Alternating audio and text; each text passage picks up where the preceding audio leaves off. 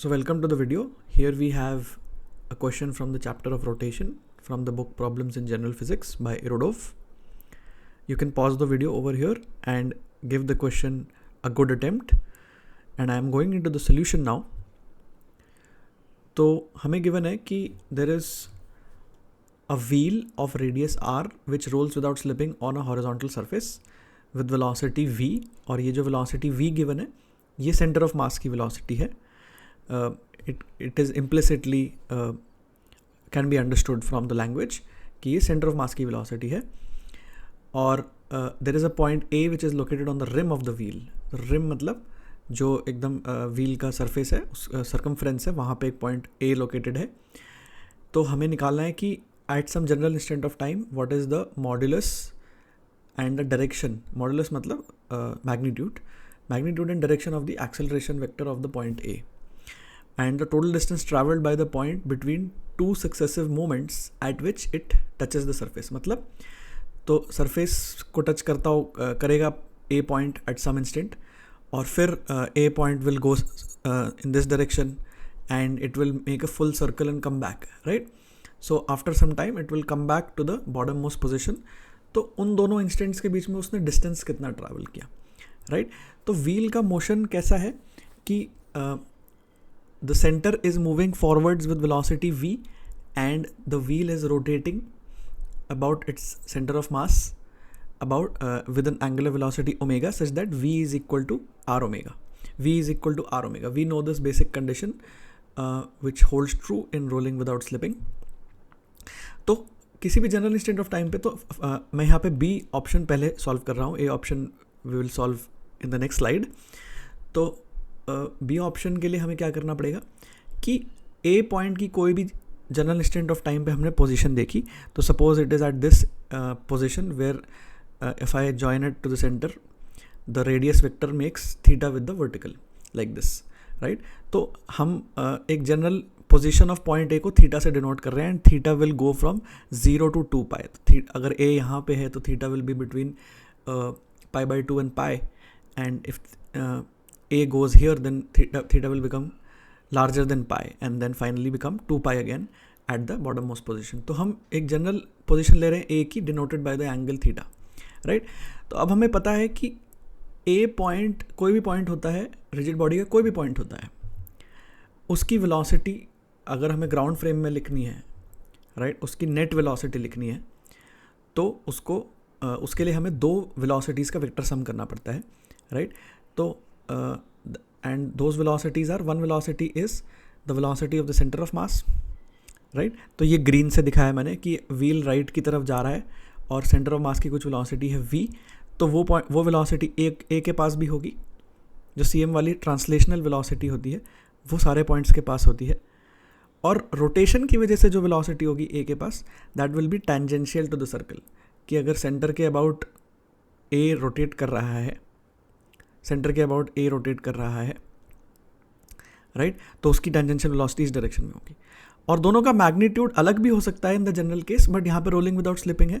तो this cm वाली velocity v है और ये वाली जो वेलोसिटी है ये r ओमेगा के बराबर है, and r is the radius, right? और a पॉइंट क्योंकि रिम पे है तो उसकी जो रोटेशनल वेलोसिटी होगी वो r ओमेगा के बराबर होगी, और वो r ओमेगा और v बराबर है. सो मैंने यहाँ पे v लिख दिया है, right? So the velocity of any point on the rigid body can be calculated by the superposition. Superposition मतलब vector sum. Superposition of two velocities. One velocity is the center of mass की velocity जो होगी, and the second one is कि अगर center के about उस point को rotate करता हुआ imagine करें,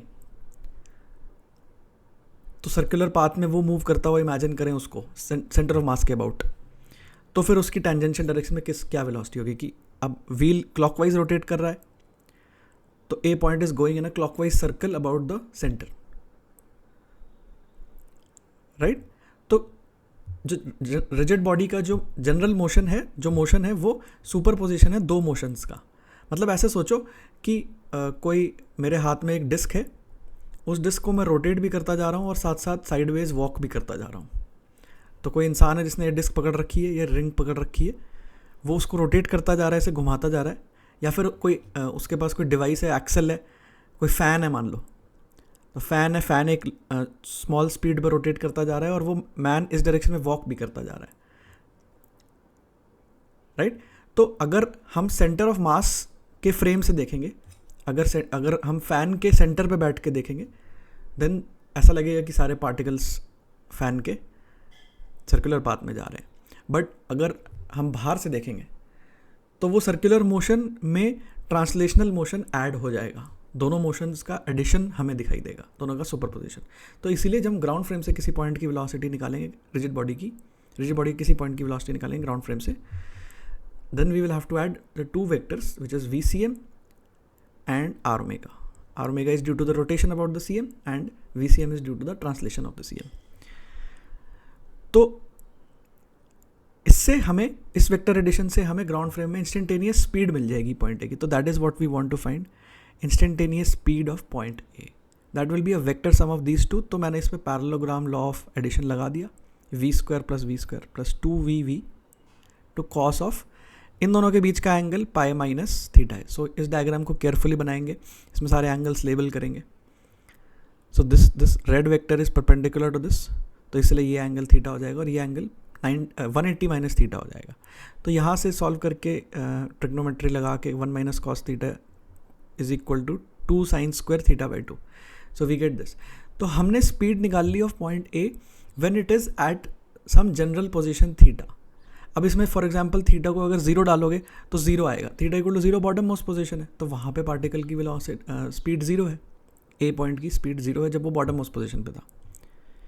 जब वो टॉप मोस्ट पोजीशन पे होगा तो मैक्सिमम वैल्यू होगी स्पीड की, 2v के बराबर होगी, तो सब वहाँ पे पाई होगा थीटा। टॉप मोस्ट पोजीशन पे theta will become pi, at that position sin π/2 will become 1, so speed of point A will become 2v, right? So this formula works for all values of theta from 0 to 2 pi. It works for all values, right? तो हमने ये speed निकाली क्यों है? क्योंकि हमें निकालना है कि डिस्टेंस निकालो पॉइंट ए का, डिस्टेंस ट्रैवल निकालो। तो डिस्टेंस ट्रैवल्ड होता है स्पीड का टाइम इंटीग्रल, कि स्पीड को dt से मल्टीप्लाई करके अगर इंटीग्रेट कर दें, राइट?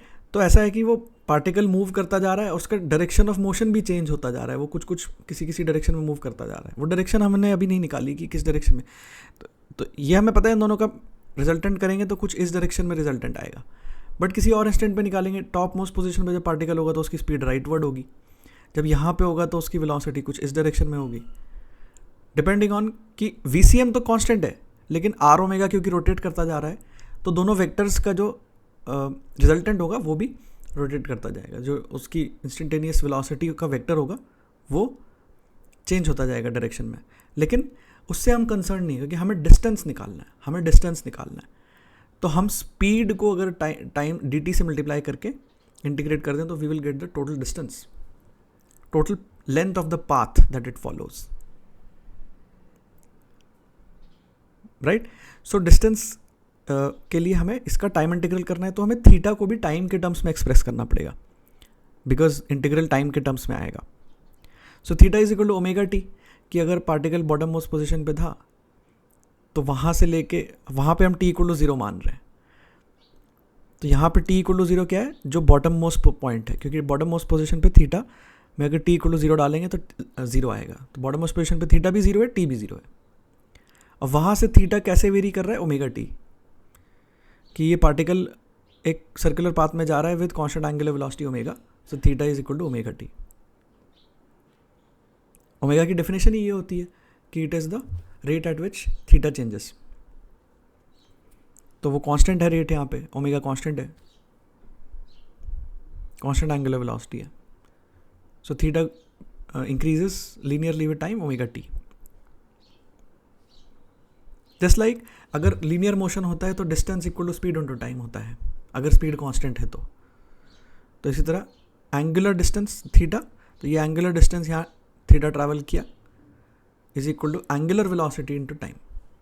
तो इस थीटा को यहाँ डाल देंगे तो we get speed of point A, instantaneous speed of point A in terms of time. और अब फिर टाइम का इंटीग्रल कर सकते हैं कि टाइम के टर्म्स में फंक्शन आ गया तो dt से मल्टीप्लाई किया, और टाइम कितना, कहाँ तक टाइम की क्या लिमिट्स लेंगे, तो t = 0 से शुरू करना और वापस जब तक ये वापस आएगा, तो वापस कितने टाइम में आएगा, एक पूरा सर्कल कर चुका होगा। अब व्हील आगे भी मूव कर रहा है, व्हील आगे भी मूव कर रहा है, लेकिन ये जो सर्कल कंप्लीट करके बॉटम मोस्ट पोजीशन पे आएगा वो रोटेशन पर डिपेंड करता है, वो उसके रोटेशनल मोशन पर डिपेंड करता है कि यहाँ से लेके रोटेट करके वापस पूरा बॉटम मोस्ट पोजीशन तक आ जाएगा। That is one circle and it is moving with constant angular velocity omega, तो टाइम पीरियड कितना होता है, 2π/ω होता है। So speed into dt 0 to 2π/ω।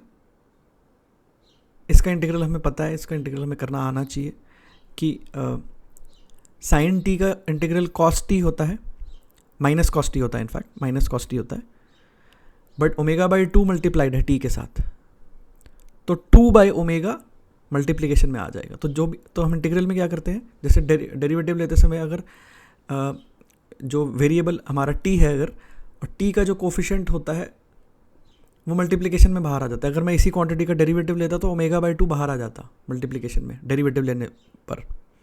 Integral लेने पे उल्टा हो जाता है, इंटीग्रल लेने पे इसके कोफिशिएंट से, t के कोफिशिएंट से डिवाइड कर देंगे, तो 2/ω से मल्टीप्लाई कर देंगे। सो वी गेट दिस, और ओमेगा की वैल्यू डाल देंगे v/r, तो वी गेट 8r। तो अगर व्हील का रेडियस r है तो the distance it travels from this point between 2 trips to this point is 8r। तो उसका पाथ कैसा होगा वो अभी हमने डिस्कस नहीं किया है, हमने बस क्वेश्चन को सॉल्व किया है, राइट। बट हमें डिस्टेंस समझ में आ गया कि कितना होगा, वो हमने स्पीड निकाली और डिस्टेंस निकालने के लिए हमने इंटीग्रेट कर दिया टाइम के साथ। That is the total distance it travels in one complete, in not in one complete rotation. अगर वो सिर्फ रोटेट कर रहा होता तब तो वो डिस्टेंस 2πr होता, उससे ज़्यादा है कुछ डिस्टेंस, उससे डिफरेंट है आंसर, क्योंकि वो साथ साथ ट्रांसलेट भी कर रहा है। उसकी वेलोसिटी जो है वो सिर्फ रोटेशन वाली, ये सिर्फ लाल वाली वेलोसिटी नहीं है, हरी वाली वेलोसिटी भी है, तो इस डायरेक्शन में है कुछ। So because it has 2 velocities, तो वो प्योर रोटेशन में नहीं है। Point A is not rotating purely, pure rotation नहीं है, वो सुपरपोजिशन ऑफ 2 मोशंस है, rotation and also translation at the same time. तो उसकी वेलोसिटी कुछ इस डायरेक्शन में होगी, कुछ कॉम्प्लिकेटेड सी वेलोसिटी होगी, बट हमने स्पीड निकाल ली, इंस्टेंटेनियस स्पीड, और उसको इंटीग्रेट कर दिया, तो we get the total distance. अब ए पार्ट पे जाते हैं। A part is the modulus and direction of the acceleration vector of point A. What is modulus and direction of acceleration vector, तो इसको देखते हैं। So this is simply the diagram of the acceleration vector, कि जैसे उसके पास 2 velocities हैं, ऐसे ही उसके पास 2 एक्सेलरेशंस हो सकते हैं, कि उसके पास VCM है और r ओमेगा है। तो r ओमेगा एक सर्कुलर पाथ में जा रहा है, तो सर्कुलर पाथ में जाने की वजह से उसका एक सेंट्रीपिटल एक्सेलरेशन होगा towards the centre of that circle, तो वो v²/r होगा या ω²r होगा। इन जनरल वो ω²r होगा, बट यहाँ पे v = r ओमेगा है, राइट। तो v²/r होगा वो acceleration towards the centre, right. और अगर VCM भी चेंज कर रही होती है, अगर ये ग्रीन वाला वेक्टर भी चेंज कर रहा होता है, कि मान लो मैं इसको हॉरिजॉन्टल डायरेक्शन में जो VCM है वो भी चेंज हो रही है, वो बढ़ रही है या कम हो रही है, तो एक हॉरिजॉन्टल डायरेक्शन में एक्सेलरेशन भी होता, एक्सेलरेशन ऑफ द CM। तो उन दोनों एक्सेलरेशंस के रिजल्टेंट से फिर टोटल एक्सेलरेशन आता, बट यहाँ पे VCM कांस्टेंट है, so we have only one acceleration, particle has acceleration towards the centre v²/r। तो अब ये जब इस पोजीशन पे चला जाएगा तो v²/r इस डायरेक्शन में हो जाएगा, टॉप मोस्ट पोजीशन पे होगा तो v²/r विल बी डाउनवर्ड्स, इस पोजीशन पे होगा तो v²/r विल बी लेफ्टवर्ड्स, राइट। तो वेलोसिटी उसके पास ट्रांसलेशन वाली भी है, बट ट्रांसलेशन वाली वेलोसिटी क्योंकि कांस्टेंट है यहाँ पे और वो लीनियर मोशन है, तो उसकी वजह से कोई एक्सेलरेशन नहीं होगा, सिर्फ एक सेंट्रीपिटल एक्सेलरेशन होगा टुवर्ड्स द सेंटर।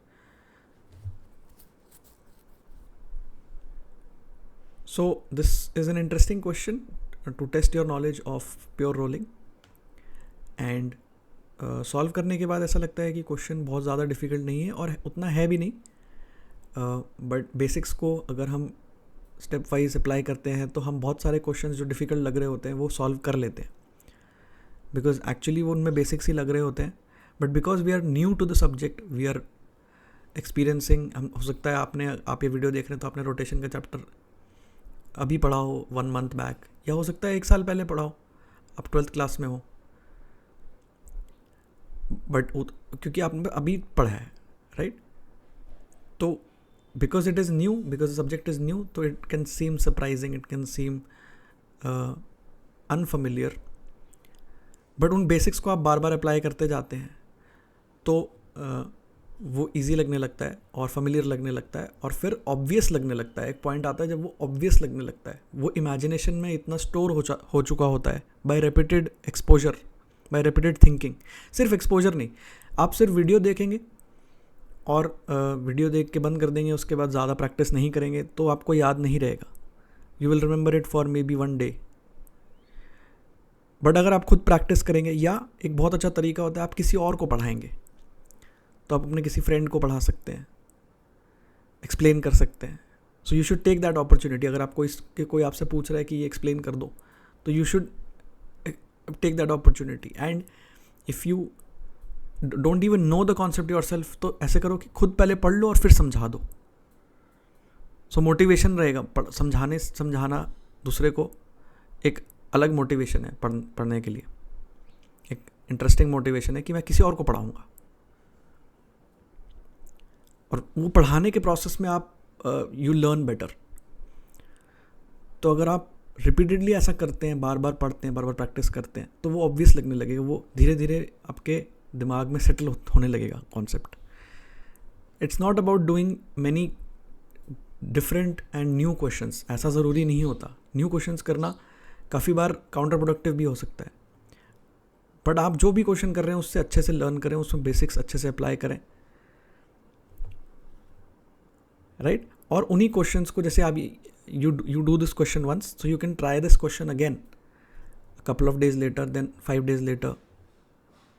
सो आप जब सेम क्वेश्चंस को 3-4 times करते हैं, सो फेमिलियरिटी बढ़ती है, कॉन्फिडेंस बढ़ता है। और बेसिक्स को कॉन्फिडेंटली लर्न करना, बेसिक्स को अपने अंदर इम्बाइब करना ही प्रिपरेशन का मोस्ट इम्पॉर्टेंट पार्ट है, बिकॉज बेसिक्स ही टेस्ट होते हैं एग्ज़ाम में, पर वो हमने बेसिक्स भी नहीं अच्छे से किए होते, इसलिए एग्ज़ाम टफ लगता है। So I hope you like the video and thanks for watching.